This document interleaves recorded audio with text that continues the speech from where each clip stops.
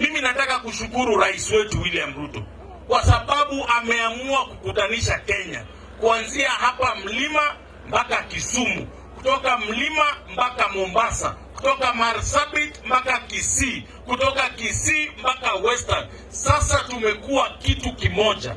Ninaomba Wakenya wote, haswa sisi viongozi, tuache siasa nyingi, tushirikiane, tufanye kazi pamoja, kwa sababu watu wa hapa Murang'a kitu wanataka ni bei ya maziwa ipande. Kweli si kweli?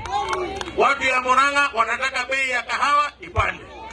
Mnataka bei ya chai ile imekwama huko Mombasa iuzwe ili muweze kupata pesa mfukoni.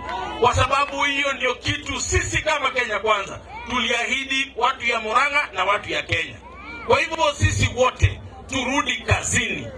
Viongozi wamepata vyeo vyao, sisi turudi kazini, tufanye kazi, tufanyie watu ya Murang'a kazi, tufanyie watu ya Kisii kazi, tufanyie watu ya Mombasa kazi. Si ndio? Ama mnataka namna gani watu ya Murang'a? Si mnataka barabara na maji na stima na bei ya kahawa ipande?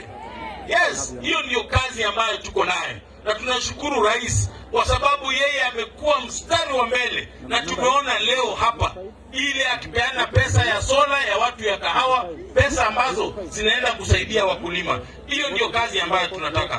Kwa hivyo tunaomba wote tushirikiane, viongozi wote tufanye kazi pamoja. Na wewe ukipewa kazi kama kiongozi, hakikisha ya kwamba wewe umefanya kazi yako, kwa sababu akina Beti, akina Kimani Ichung'wah, akina Anne Waiguru, akina Mugo, akina Faith Gitau, Eric Wamombi, wote wanaendelea na kufanya kazi yao.